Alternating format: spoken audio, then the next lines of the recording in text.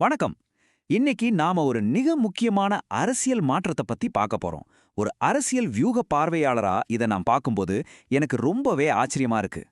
நடிகர் விஜய்யோட தமிழக வெற்றிக் கழகம், அதாவது தாவேகா, எப்படி ஒரு பக்காவான டிஜிட்டல் வியூகத்தை மட்டுமே வச்சுக்கிட்டு தமிழ்நாட்டுல ஒரு மிகப்பெரிய வரலாற்று சிறப்புமிக்க அரசியல் மாற்றத்தை உருவாக்குனாங்க அப்படிங்கறத பத்தி தான் இந்த பகுப்பாய்வுல நாம அலச போறோம். இது வெறும் சினிமா பிரபலம் அரசியலுக்கு வந்த வழக்கமான கதை கிடையாதுங்க. இது 100% ஒரு டிஜிட்டல் புரட்சி. இந்த 60 ஆண்டுகால இரு கட்சி ஆதிக்கத்தை அவங்க எப்படி உடைச்சாங்கன்னு 6 முக்கியமான வியூகங்கள் மூலமா நம்ம தெரிஞ்சுக்கலாம். திராவிட இருகட்சி ஆதிக்கம் எப்படி தகர்க்கப்பட்டது, ரசிகர் மன்றங்கள் எப்படி வாக்கு வங்கிகளா மாறுச்சு, அல்காரிதம்களும் ஜென் Z வாக்காளர்களும் எப்படி பயன்பட்டாங்க, பாரம்பரிய பேச்சாளர்களை கண்டென்ட் கிரியேட்டர்கள் எப்படி ரீப்ளேஸ் பண்ணாங்க, பாரம்பரிய டிவி பிரசாரத்தை எப்படி தவிர்த்தாங்க, அப்புறம் கடைசியா இந்த டிஜிட்டல் பிரசார வியூகம்னா என்ன அப்படிங்கறத ஒவ்வொன்னா பார்ப்போம். முதல்ல தகர்க்கப்பட்ட திராவிட இருகட்சி ஆதிக்கத்தை பத்தி பேசுவோம். இந்த மாற்றத்தோட பிரம்மாண்டத்தை நாம முழுசா புரிஞ்சுக்கணும்னா தாவேகா எந்த அளவுக்கு பலம் வாய்ந்த ஒரு கோட்டையை உடைச்சிருக்காங்கன்னு பார்க்கணும். 108 இந்த நம்பரை கொஞ்சம் யோசிச்சு பாருங்க. மொத்தம் உள்ள 234 தொகுதிகள்ல தாவேகா ஜெயிச்ச இடங்கள் இது. இது மூலமா தமிழ்நாட்டுல தனிப்பெரும் கட்சியா அவங்க உருவெடுத்திருக்காங்க. கடந்த 60 வருஷமா ஒன்னு திமுக இல்லனா அதிமுக, இந்த ரெண்டு கட்சிகள் மட்டும்தான் மாறி மாறி ஆட்சிக்கு வந்துட்டு இருந்தாங்க இல்லையா? அந்த மாபெரும் வரலாற்றை இந்த ஒரு நம்பர் மொத்தமா தொடச்செறிஞ்சிருக்கு. இப்போ இந்த டேட்டாவை கவனிச்சிங்கன்னா ஒரு சுவாரஸ்யமான விஷயம் புரியும். தாவேக வாங்கின ஓட்டுகள் அப்படியே அந்த பாரம்பரிய இருபெரும் கட்சிகளோட ஓட்டுகளை தான் பிரிச்சிருக்கு. திமுகவை 73 இடங்களுக்கு குறைச்சிட்டாங்க. அதே சமயம் அதிமுக வெறும் 53 இடங்களை மட்டும் பிடிச்சு அதிகாரப்பூர்வ எதிர்க்கட்சி அப்படிங்கிற அந்தஸ்தியை முழுசா எழுந்துட்டாங்க.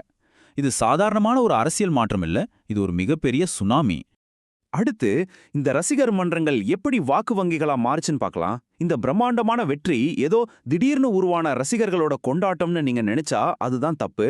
இது ரொம்ப ரொம்ப சிஸ்டமேட்டிக்கா செயல்பட்ட ஒரு வியூகம். இது எப்படி கொஞ்சம் கொஞ்சமா பில்ட் ஆச்சுன்னு பாருங்க. 2009ல விஜய் மக்கள் இயக்கம்னு தொடங்கினாங்க. அப்புறம் 2021ல உள்ளாட்சி தேர்தல்ல சுயேட்சையா நின்னு 115 இடங்கள்ல ஜெயிச்சாங்க. கடைசியா 2026ல அத தமிழக வெற்றிக் கழகமா, அதாவது ஒரு முழுமையான அரசியல் கட்சியா மாத்தினாங்க. சுமார் 85,000 ரசிகர் மன்றங்களை கொண்ட ஒரு பிரம்மாண்டமான நெட்வொர்க்க ரொம்ப கச்சிதமான கட்டுப்பாடான ஒரு வாக்கு வங்கியா இவங்க மாத்திருக்காங்க. 69,000 இந்த நம்பர் தான் இவங்களோட மாஸ்டர் பிளான். தாவேக பனையூர்ல இருக்கிற தங்களோட வார் ரூம்ல இருந்து ஒரே ஒரு மையப்படுத்தப்பட்ட டிஜிட்டல் டேஷ்போர்டு மூலமா இந்த 69,000 பூத் ஏஜென்ட்டுகளை ரொம்ப பக்காவா நிர்வகிச்சிருக்காங்க. இதை நினைச்சு பார்க்கவே பிரமிப்பா இருக்குல்ல. இங்கதான் அவங்க சாதாரண அரசியல் கட்சிகள்ல இருந்து மாறுபடுறாங்க. வெறும் நோட்டீஸ் கொடுக்கற வேலையை அவங்க செய்யல. ஒவ்வொரு பூத் ஏஜென்ட்டுக்கும் ரொம்ப துல்லியமான டார்கெட் கொடுத்துருக்காங்க.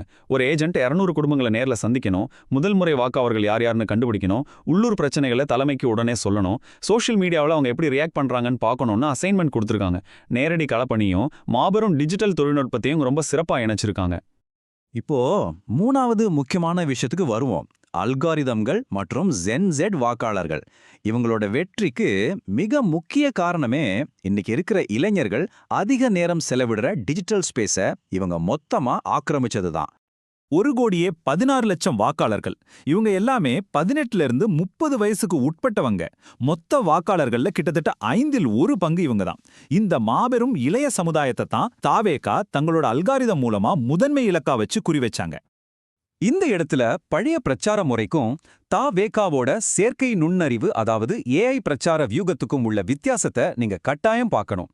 பழைய காலத்துல ஒரு விளம்பரம் ரெடி பண்ணணும்னா பல லட்சங்கள் செலவாகும், வாரக்கணக்கா நேரமும் ஆகும். ஆனா தாவேகா என்ன பண்ணாங்க? AI தொழில்நுட்பத்தை பயன்படுத்தி எதிர்க்கட்சிகளோட விமர்சனங்களுக்கு வெறும் சில மணி நேரங்கள்லயே பதிலடி கொடுக்கற மாதிரி வீடியோக்களை ரெடி பண்ணி சமூக வலைத்தளங்கள்ல தெரிக்க விட்டாங்க. அடுத்து நாம பார்க்க போறது பேச்சாளர்களை மாற்றி அமைத்த கிரியேட்டர்கள். ஊடகம் மாறும்போது ஆட்டோமேட்டிக்கா அந்த செய்தியை கொண்டு சேர்க்கிறவங்களும் மாறணும் இல்லையா? அதுதான் இங்கேயும் நடந்துச்சு. பாரம்பரியமான அரசியல்னா என்ன? மைக்கு பிடிச்சுக்கிட்டு மணிக்கணக்கா பேசுற மேடை பேச்சாளர்கள், சோர்வடைய செய்யற பொதுக்கூட்டங்கள், இதானே வழக்கம். ஆனா தாவேகாவோட ஐடிவிங்க இதை அப்படியே மாத்திட்டாங்க. அந்த நீண்ட பேச்சுகளுக்கு பதிலா சட்டுன்னு பார்க்கக்கூடிய 30 முதல் 60 வினாடி ரீல்ஸ், மீம்ஸ், யூடியூப் ஷார்ட்ஸ்னு இவங்க ஒரு டிஜிட்டல் கண்டென்ட் ஃபேக்டரியாவே உருவெடுத்துட்டாங்க. சமூக அரசியல் ஆய்வாளர் பேராசிரியர் ராமு மணிவண்ணன் சொல்ற இந்த வரிகளை கவனிங்க. இந்த வகையான பிரசாரம் உண்மைக்கும் கற்பனைக்கும் இடையே குழப்பமடையும் ஒரு சமூகத்தின் கூட்டு மனநிலையை வடிவமைக்கிறது. உண்மையிலேயே இவங்களோட இந்த டிஜிட்டல் ஃபீடுகள் மக்கள் மனசுல அந்த அளவுக்கு ஆழமா பதிவாகி ஒரு சினிமா ஹீரோவுக்கான மாஸ் ஓப்பனிங்க அப்படியே ஒரு தீவிரமான அரசியல் அணிதிரட்டலா மாத்திருச்சு. 5வது வியூகம் பாரம்பரிய டிவி பிரசாரத்தை தவிர்த்தல். ஸ்மார்ட் போன்களை இவங்க முழுசா நம்புனதால பாரம்பரியமான மாநில அரசு ஊடகங்களோட பிடியிலிருந்து இவங்க ரொம்ப ஈஸியா தப்பிச்சிட்டாங்க. இத்தனை காலமா திராவிட கட்சிகள் என்ன பண்ணாங்க? தாங்கள் இலவசமா கொடுத்த டிவிகளையும் தங்களுக்கு சொந்தமான சன் டிவி, ஜெயா டிவி மாதிரியான சேனல்களையும் தானே நம்பியிருந்தாங்க. ஆனா தாவவேகா ரொம்ப உஷாரா செயல்பட்டாங்க. மக்கள் தினமும் பயன்படுத்துற அவங்களோட தனிப்பட்ட ஸ்பேஸான வாட்ஸ்ஆப், எக்ஸ், இன்ஸ்டாகிராம் தருங்களை நேரடியா குறி வச்சு அவங்க அன்றாட வாழ்க்கைக்குள்ளேயே நுழைஞ்சுட்டாங்க. இந்த விசில் வியூகம் இருக்கு பாருங்களேன், உண்மையிலேயே இது ஒரு பிரில்லியன்ட் ஐடியா. நம்ம ஊர்ல வீட்டு வாசல்ல கோலம் போடுறது ஒரு சாதாரண கலாச்சார பழக்கம் தானே. ஆனா தவக ஆதரவாளர்கள் அவங்க வீட்டு வாசல்லையே தவக-ஓட விசில் சின்னத்தை கோலமா வரைய ஆரம்பிச்சாங்க. எந்த செலவும் இல்லாம, பொதுக்கூட்டமே நடத்தாம ஒவ்வொரு வீட்டோட வாசலையும் ஒரு மாபெரும் வைரல் விளம்பர பலகையா மாத்துனது அரசியல் வியூகத்துல ஒரு பெரிய மாஸ்டர் ஸ்ட்ரோக். இப்போ கடைசியா நம்ம பார்க்க போறது ஃபிஜிட்டல் பிரச்சார வியூகம்.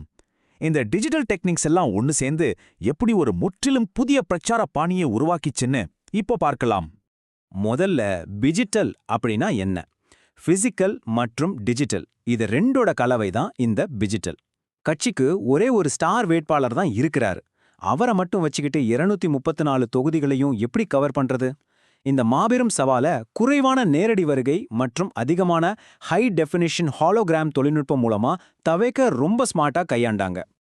இதுல சுவாரஸ்யமான விஷயம் என்னன்னா, கரூர்ல நடந்த ஒரு துயரமான நெரிசலுக்கு அப்புறம் விஜய் நேர்ல பிரச்சாரம் பண்றத ரொம்பவே குறைச்சிக்கிட்டாரு.